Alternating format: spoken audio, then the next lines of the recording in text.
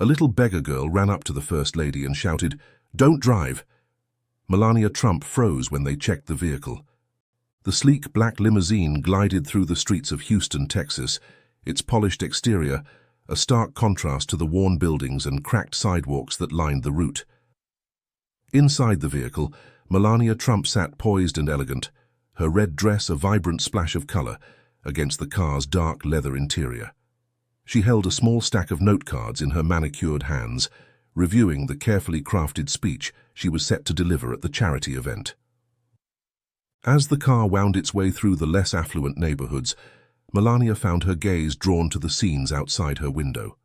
Children played on rusty playground equipment, their laughter a counterpoint to the grim surroundings. Elderly residents sat on sagging porches, fanning themselves in the Texas heat. The disparity between her world and theirs was impossible to ignore. "We're almost there, Mrs. Trump," the chauffeur announced, his voice professional and detached. Melania nodded, returning her attention to her notes. She had done countless charity events during her time as First Lady, but something about this one felt different. Perhaps it was the stark reality of poverty she had witnessed on the drive, or maybe it was a growing sense of unease about the effectiveness of these brief appearances. The car came to a smooth stop in front of the community center, a modest building with peeling paint and a sign that had seen better days. Melania took a deep breath, steeling herself for the public appearance ahead. As she emerged from the vehicle, 4 Secret Service agents immediately formed a protective barrier around her. Agent Stevens, the lead agent, scanned the area with practiced efficiency, his earpiece crackling with constant updates.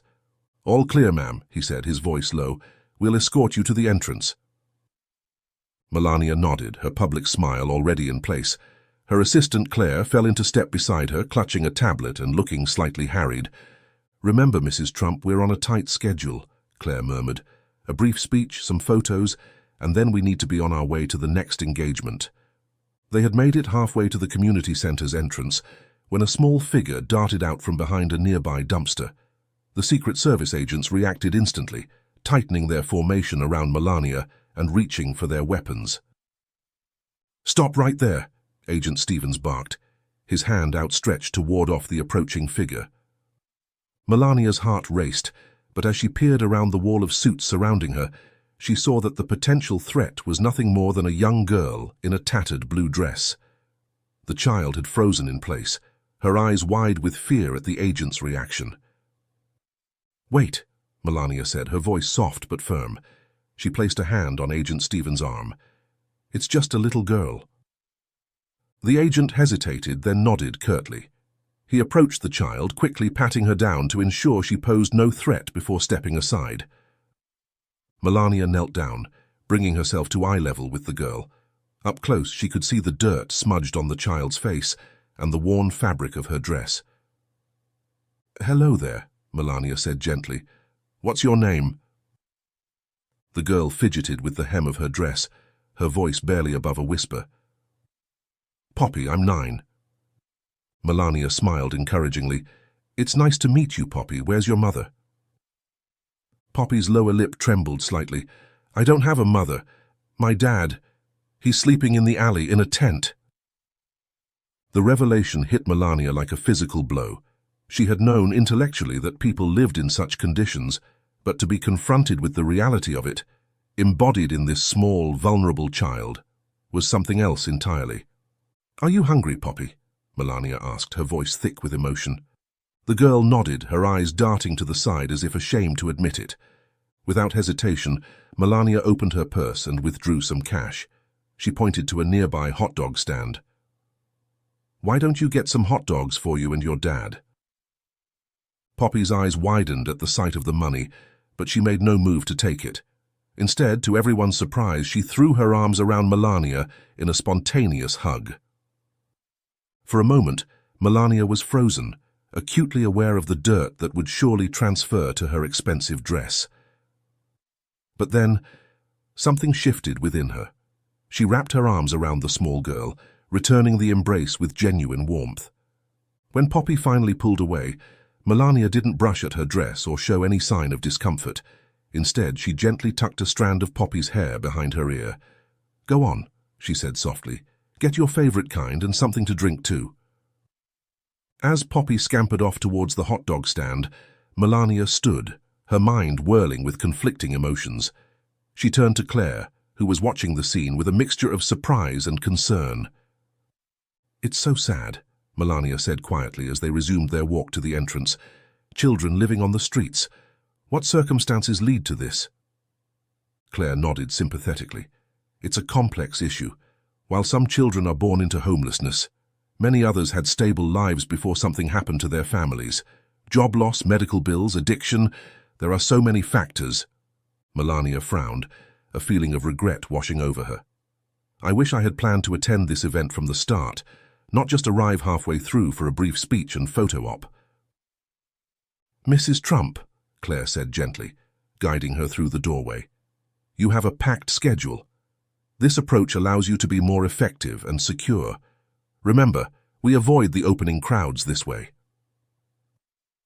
As they entered the building, Claire added, "You did read the event summary I sent last week, didn't you?" "Of course," Melania replied, her mind still on Poppy. "That's why I agreed to participate. It's just, being here, seeing it firsthand, it feels different." Claire nodded understandingly as she ushered Melania towards the main hall. "You have a soft heart, Mrs. Trump. It's one of your best qualities. Now let's get you into position for your speech." As Melania allowed herself to be guided into the bustling charity event, she couldn't shake the image of Poppy's grateful face. The contrast between the polished charity proceedings and the raw need she had encountered outside was stark, leaving her with a growing sense of unease about the true impact of her role. The community center's main hall buzzed with activity as Melania Trump made her entrance. The 2.5-hour charity event was in full swing, and her arrival created an immediate stir among the attendees. Conversations hushed, and heads turned as she moved through the space, her red dress a beacon of elegance amidst the modest decorations. Claire efficiently guided Melania through the crowd, nodding and smiling at key figures as they made their way to the small stage set up at the front of the room. The air was thick with the scent of coffee and pastries, mingling with the perfume of the well-dressed donors who had gathered to support the cause. As Melania took her place behind the podium, she gazed out at the sea of expectant faces.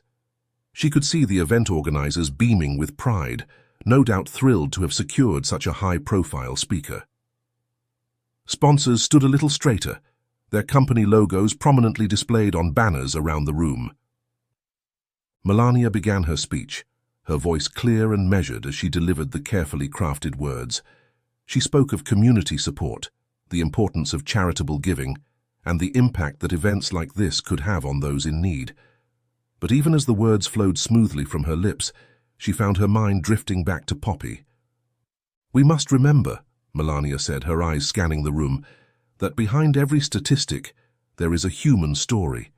A child who goes to bed hungry, a family struggling to keep a roof over their heads, a veteran who has given so much for our country, now finding themselves without support."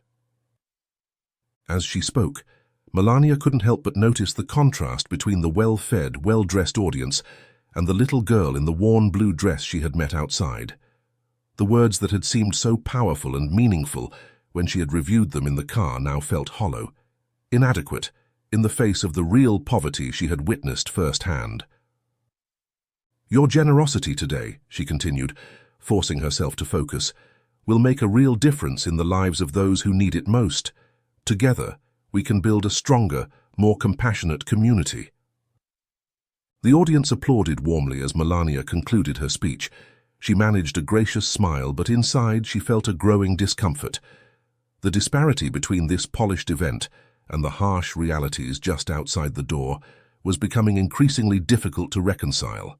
Following the speech, Melania was ushered into a series of photo opportunities. She posed with the key event organizers, their faces flushed with excitement at being photographed with the First Lady. Sponsors stepped forward, eager to be seen supporting such a worthy cause. Melania maintained her public smile, years of practice allowing her to appear engaged and interested despite her inner turmoil. As cameras flashed and hands were shaken, she found herself wondering about Poppy. Had the girl bought the hot dogs? Was her father awake now? What would they do when this brief moment of kindness had passed? The check-signing ceremony felt particularly hollow. Melania's signature flowed across the oversized novelty check, the amount substantial but somehow inadequate in the face of the need she had seen. As applause filled the room once again, she couldn't help but think of how many hot dogs, how many nights in a real bed, how many opportunities for a better life that money could provide if it reached the right hands. After just 35 minutes, a brief moment in the grand scheme of things, Claire began the process of orchestrating their exit. It was a practiced dance, designed to allow them to leave before the event's official end, avoiding the crowds and maintaining tight security. As they made their way towards the exit, Melania exchanged a few brief pleasantries with attendees, her words automatic and her smile never wavering. But her mind was already outside, wondering if Poppy was still there, if there was more she could do. The abbreviated schedule, once a practical consideration, now felt like an escape. An escape from the uncomfortable realities that lay just beyond these walls. Realities that the perfectly catered charity event, for all its good intentions, seemed woefully inadequate to address. As Claire guided her towards the door, Melania felt a mix of relief and guilt. Relief to be leaving the artificial atmosphere of the event, and guilt at the knowledge that she could leave while others, like Poppy and her father, had no such luxury. "You did wonderfully, Mrs. Trump," Claire murmured as they approached the exit. "Right on schedule, and the organizers are thrilled." Melania nodded, summoning one last smile for the beaming event coordinator who held the door open for her. The bright Texas sun momentarily blinded Melania as she stepped out of the community center. The transition from the air-conditioned interior to the sweltering heat outside was jarring, but it was nothing compared to the chaos that erupted in the next instant. As if materializing from thin air, 8 protesters suddenly emerged from various hiding spots around the building's entrance. Their appearance was so sudden and unexpected that even the experienced Secret Service agents were caught off guard. "Charity is a band-aid on a broken system," one protester shouted, his voice raw with anger. "Tax the rich," another yelled, waving a hastily made sign. The air filled with a cacophony of shouts and accusations. The peaceful facade of the charity event shattered in an instant. Melania felt her heart rate spike, her body tensing as the noise and movement overwhelmed her senses. Agent Stevens reacted with lightning speed, his training kicking in as he assessed the threat. "Protective formation now," he barked into his wrist mic, and the other agents immediately closed ranks around Melania. 2 of the protesters, more aggressive than the others, attempted to push past the agents, their faces contorted with rage. Agent Stevens and another agent quickly moved to restrain them, their movements precise and controlled despite the chaos. "Mrs. Trump, we need to get you to the vehicle immediately," Claire said urgently, her usual composure cracking slightly as she gripped Melania's arm. The chauffeur had already sprung into action, starting the car and positioning it for a quick getaway. Melania allowed herself to be hustled towards the vehicle, her mind reeling from the sudden turn of events. Just as they reached the car and Melania settled in the back seat, a small voice cut through the din. "Don't drive." Melania turned to see Poppy running towards them, her blue dress fluttering as she dodged between the legs of the adults around her. The girl's face was etched with panic as she pounded on the car door. "Don't drive, please," Poppy repeated, her voice shrill with urgency. Before anyone could react, a few of the protesters who had managed to break free from the agent's grasp started chasing after Poppy. The girl's eyes widened in fear, but instead of running away, she stood her ground, continuing to wave her arms frantically at Melania and the chauffeur. "We have to go now, Mrs. Trump," the chauffeur insisted, his hand on the door handle. "The situation is escalating." Melania hesitated, her eyes locked on Poppy's desperate face. "Yes, we should go," she said slowly, but something held her back. Poppy, seeing that they weren't heeding her warning, did something that left everyone stunned. She ran to the front of the car and spread her arms wide, physically blocking their path. Don't drive," she screamed, even as the escaping protesters began throwing sand and gravel in her direction. "Traitor, child!" One of them spat before all of them scattering down the street as the agents gave chase. The chauffeur, clearly conflicted, turned to Melania. "Ma'am, we really need to leave. It's not safe here." But Melania couldn't shake the feeling that something was very wrong. Despite Claire's insistence that they depart immediately for safety reasons, Melania found herself drawn to Poppy's desperate plea. "Wait," Melania said firmly, her hand on the car door. "I need to speak with her." Ignoring Claire's protests about potential danger, Melania stepped out of the car when she saw the group of protesters had fled and approached Poppy, who was still standing with her arms outstretched, her small body trembling. "What is it, Poppy?" Melania asked gently, kneeling down to the girl's level. "Why shouldn't we drive?" Poppy, her eyes wide and fearful, pointed to the front right tire of the car. "Not safe," she said, her voice barely above a whisper. The chauffeur, hearing this, immediately stepped out of the car and went to inspect the tire. His sharp intake of breath drew everyone's attention. "Ma'am," he said, his voice tight with concern, "there's a knife wedged in the wheel." A collective gasp went up from the group. Agent Stevens rushed over to examine the situation, his face grim as he assessed the potential danger they had narrowly avoided. "This was clearly premeditated," he said, his voice low and angry. "The protesters must have planted it while we were distracted. If we had driven off—" He left the sentence unfinished, the implications hanging heavy in the air. Melania felt a chill run down her spine despite the Texas heat. She turned back to Poppy, who was now being gently questioned by one of the other agents. "How did you know?"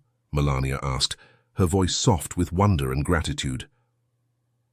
Poppy shuffled her feet, suddenly looking unsure.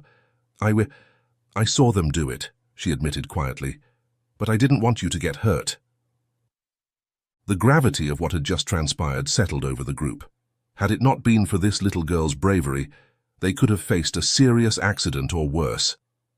As the agents began a thorough security sweep of the area and called for backup, Melania found herself looking at Poppy with new eyes. This child, who had every reason to distrust someone in Melania's position, had chosen to protect her instead. It was a moment that would change everything, though none of them yet realized just how profound that change would be. In the aftermath of the narrowly avoided disaster, a tense calm settled over the scene. Police sirens wailed in the distance, growing steadily louder as local law enforcement responded to the Secret Service's call for backup. Melania Trump stood near the car, her red dress a stark contrast to the gritty surroundings, her eyes fixed on the small figure of Poppy. The girl's blue dress was now smudged with dirt and dust, evidence of her brave stand against the protesters. Despite the chaos that had just unfolded, Poppy seemed calmer now, as if a great weight had been lifted from her shoulders. Melania approached her, ignoring Claire's whispered protests about security protocols. She knelt down, bringing herself to eye level with the child who had potentially saved her life. "Poppy," Melania began, her voice gentle, "I want to thank you for what you did. You were very brave and you kept us safe. Are you all right? Those people were throwing things at you."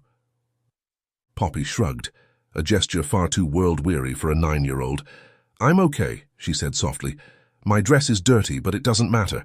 My clothes are always dirty anyway." The simple statement, delivered without self-pity, tugged at Melania's heart. Before she could respond, Claire stepped forward, her brow furrowed in concern. "Poppy," Claire said, her tone careful, "I heard those protesters call you a traitor. Did you know them?"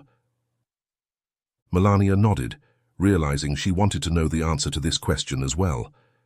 Poppy hesitated, her small hands twisting the fabric of her dress nervously. "It's okay," Melania reassured her. "You can tell us the truth. We just want to understand what happened." Poppy took a deep breath, then the words tumbled out in a rush. "I knew those men. My father and I, we were in their group." A heavy silence fell over the group. Agent Stevens, who had been hovering nearby, stepped closer, his posture tense. Melania held up a hand, silently asking him to wait.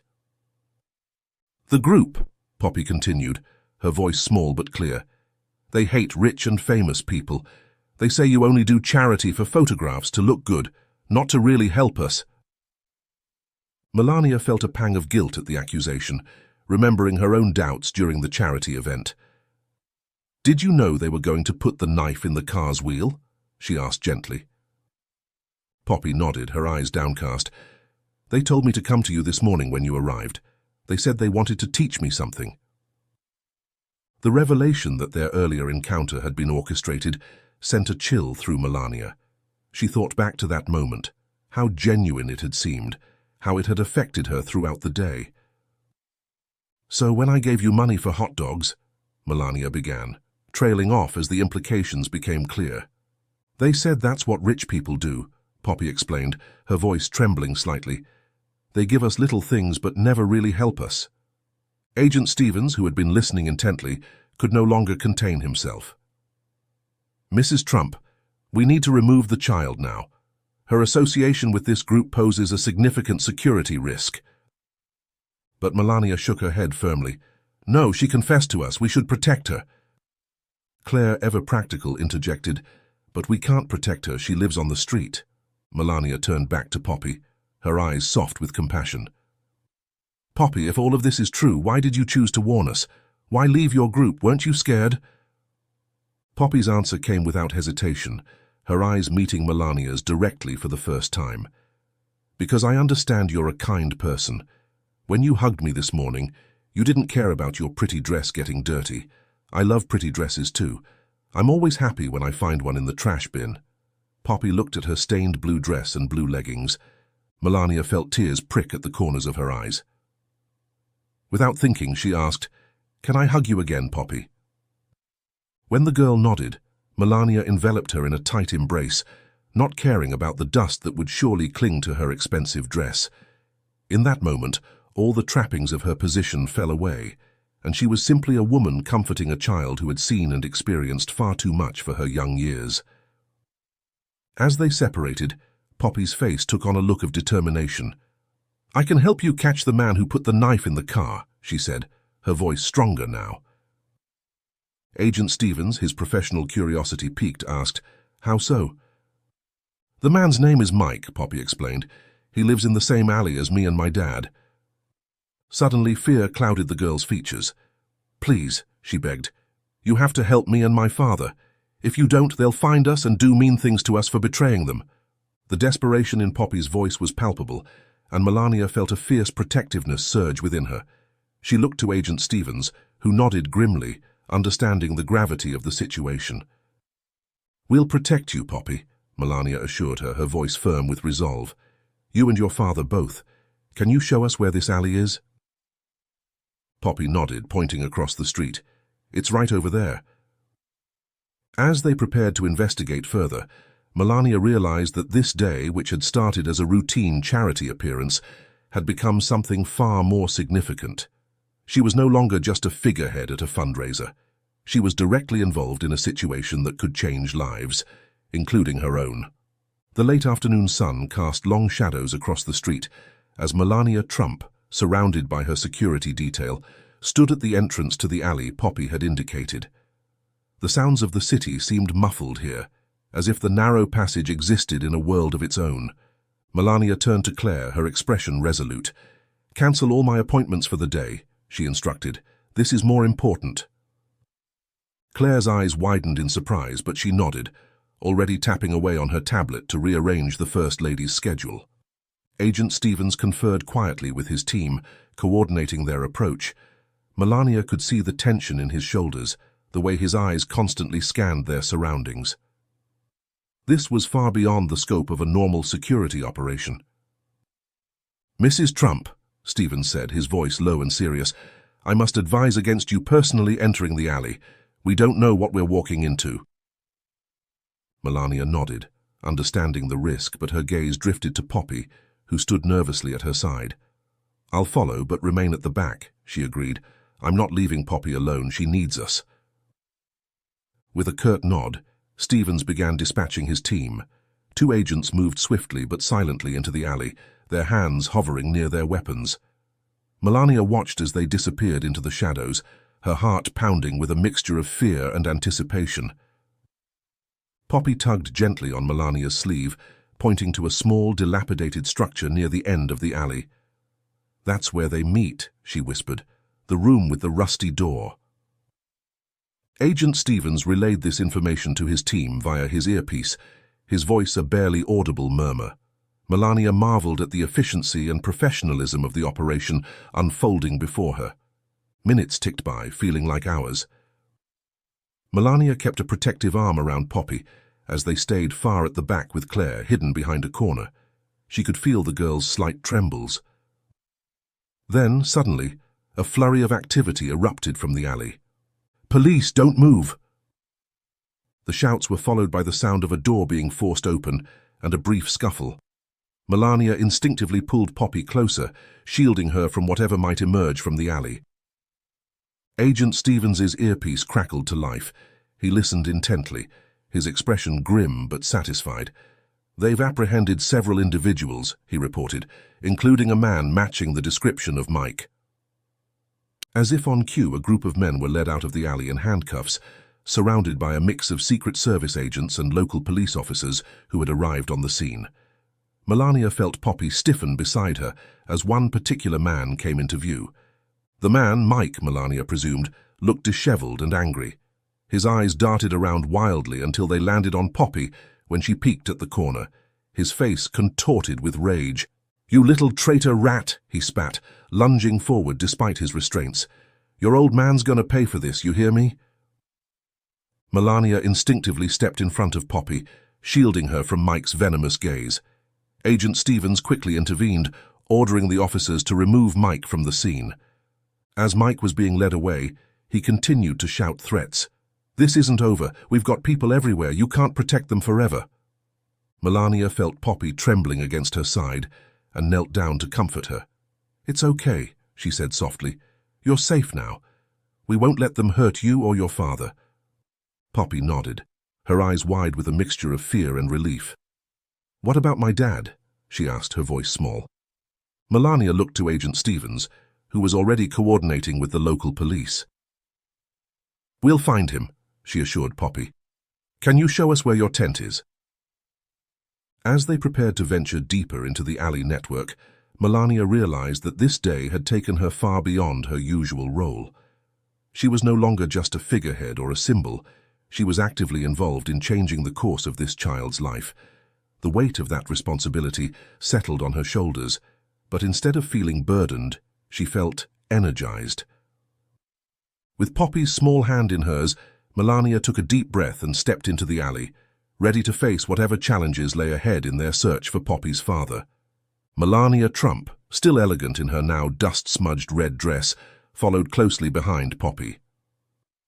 The contrast between Melania's world and this hidden underbelly of the city had never been starker. Agent Stevens and his team maintained a protective formation around them, their eyes constantly scanning for potential threats. The local police officers who had joined the operation hung back, allowing the Secret Service to take the lead, but ready to assist if needed. As they walked, Melania took in the sights around her. Tattered tarps stretched between buildings created crude living spaces. Shopping carts overflowing with worn possessions lined the walls. The air was thick with the mingled scents of unwashed bodies, rotting garbage, and desperation. Finally, they reached a dead end where a solitary tent stood, its faded blue fabric a stark contrast to the grey surroundings. Poppy hesitated for a moment, then called out softly, "Dad? Are you there? I brought help." There was a rustling from inside the tent, followed by a gruff voice. "Poppy, what's going on?" The tent flap opened, and a man emerged, blinking in confusion at the unexpected crowd in front of his makeshift home. His eyes widened in shock as he recognized Melania. "What in the world?" he muttered, struggling to his feet. My name is James Carter. Mrs. Trump, First Lady," he cleared his voice. It was then that Melania noticed his right leg was missing below the knee, replaced by a battered prosthetic. Despite his disheveled appearance, there was a military bearing to his posture that spoke of a different life in the past. "Mr. Carter," Melania stepped forward, her voice gentle. "I'm Melania Trump. Your daughter Poppy has been very brave today." James Carter straightened up as much as he could, clearly trying to gather his dignity in this surreal situation. I don't understand. Poppy, what's happening? Melania quickly explained the events of the day. Poppy's warning about the sabotaged car, the confrontation with the protesters, and the subsequent police operation. As she spoke, she could see a mix of emotions play across James's face: pride in his daughter's bravery, shame at their involvement with the protest group, and fear for their future. "Sir," Agent Stevens interjected, his tone respectful but firm, "we need to know more about your involvement with this group. They've made threats against you and your daughter."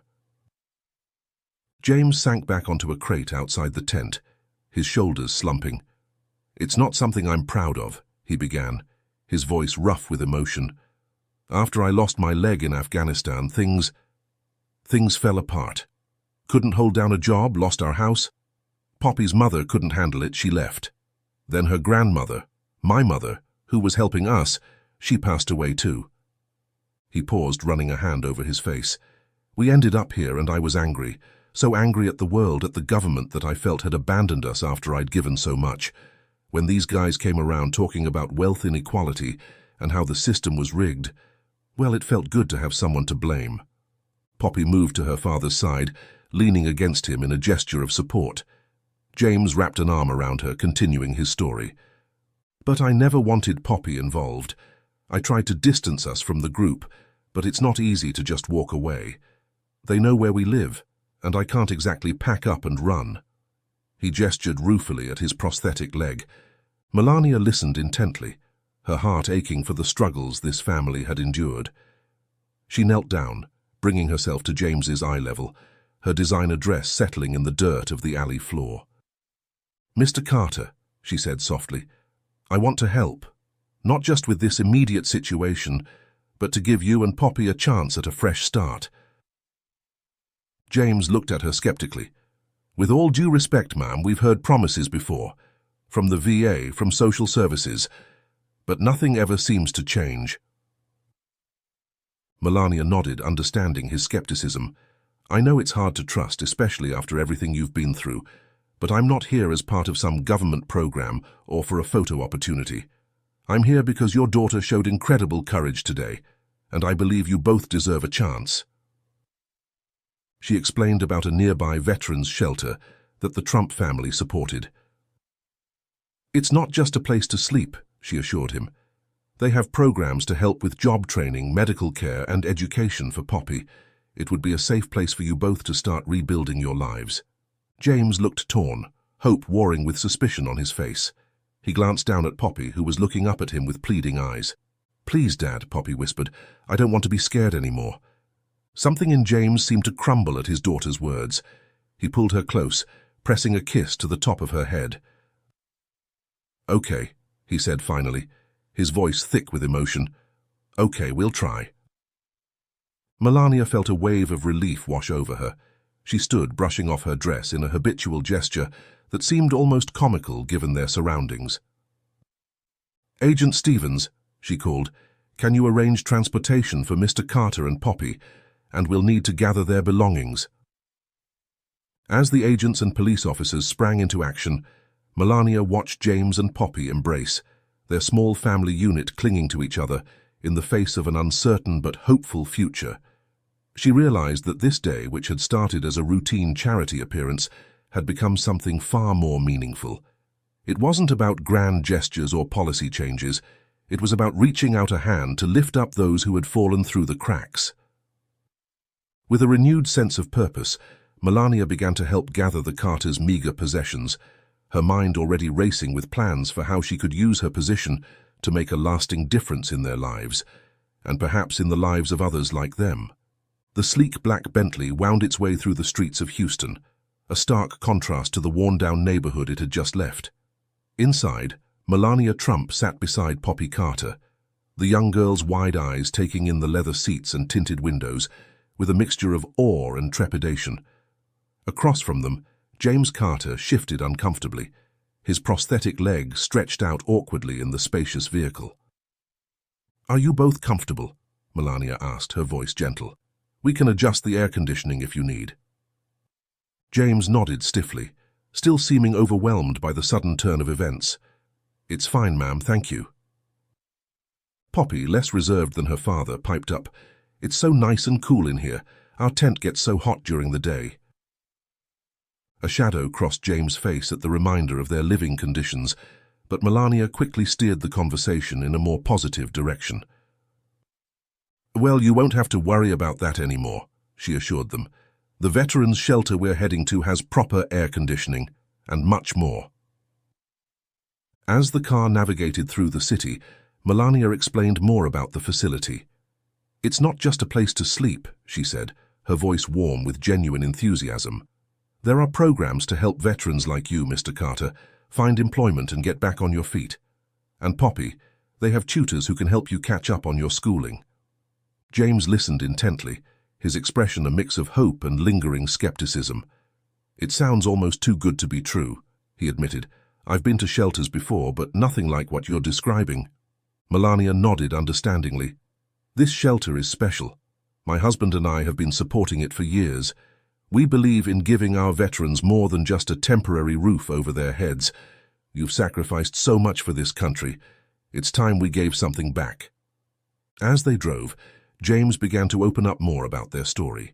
He spoke of his time in Afghanistan, the pride he felt serving his country, and the devastating injury that changed everything. His voice grew thick with emotion as he described the struggles that followed, the loss of their home, his wife leaving, and the death of his mother, who had been their last support system. "I never wanted this life for Poppy," he said, glancing at his daughter who had dozed off, her head resting against Melania's arm. "She deserves so much better. I've tried to keep her in school when I could, taught her what I remember from my own schooling, but it's been hard." Melania listened attentively, her heart aching for the hardships this family had endured.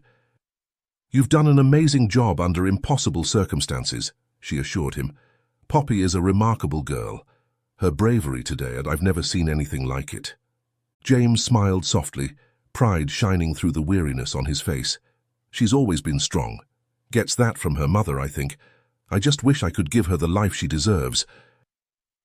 "That's what we're going to do," Melania said firmly. "This is your chance for a fresh start.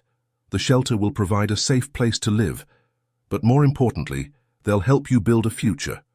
Job training, medical care for your leg, education for Poppy. It's all part of the program."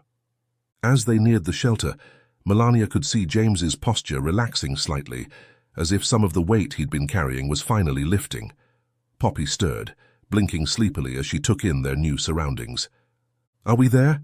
she asked, her voice small and hopeful. Melania nodded, pointing out the window to a large, well-maintained building coming into view. "That's it. Your new home, at least for now." The veterans' shelter stood as a beacon of hope against the fading light of the Texas evening. Its clean, well-maintained exterior was a stark contrast to the alley where James and Poppy Carter had been living just hours before. As the car pulled up to the entrance, Melania could see the shelter staff waiting to greet them. She had called ahead explaining the situation, and they were ready to welcome the Carter family with open arms. Before they exited the vehicle, Melania turned to James and Poppy, her expression serious. "I want you both to know that this isn't just a one-time thing. I'm going to be checking in on your progress, making sure you have everything you need to succeed." James looked at her, his eyes shining with unshed tears. "Why?" he asked simply. "Why go to all this trouble for us?" Melania reached out, placing a hand on his arm. "Because everyone deserves a chance to rebuild their life, and because your daughter showed me today what true courage looks like. Now it's our turn to be brave, to believe that things can get better. She's a hero like her father." "That's what Americans do, they help one another, just like when you gave me money, ma'am," Poppy said with a smile. Melania, moved by her heartfelt words, gently brushed a strand of hair from Poppy's face before gesturing toward the building outside. "Let's go, Poppy." As they stepped out of the car, Melania watched Poppy's face light up at the sight of the clean, welcoming facility. Melania knelt down to Poppy's level, looking the girl in the eyes. "Poppy, I want you to know how proud I am of you. What you did today, warning us about the danger, standing up to those men.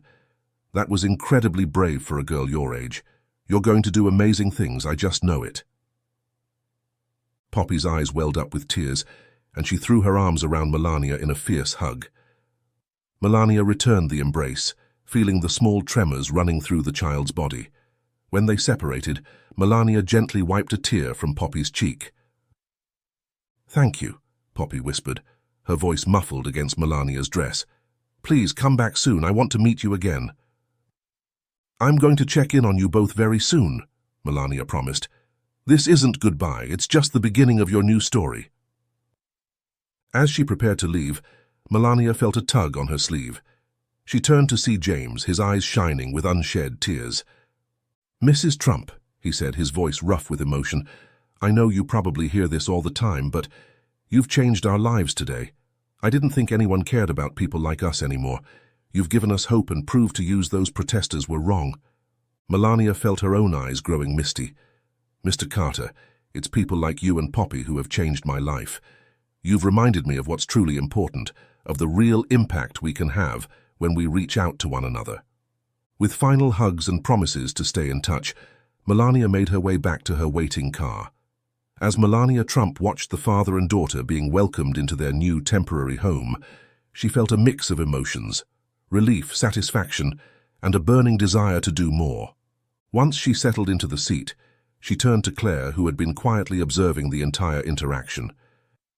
"Claire," Melania said, her voice filled with newfound determination, "I want you to clear my schedule for the next week. We have work to do." Claire blinked in surprise but quickly recovered. "Of course, Mrs. Trump, what did you have in mind?" As the car pulled away from the shelter, Melania began outlining her vision. She wanted to review all of their current charitable initiatives to find ways to make them more direct and impactful.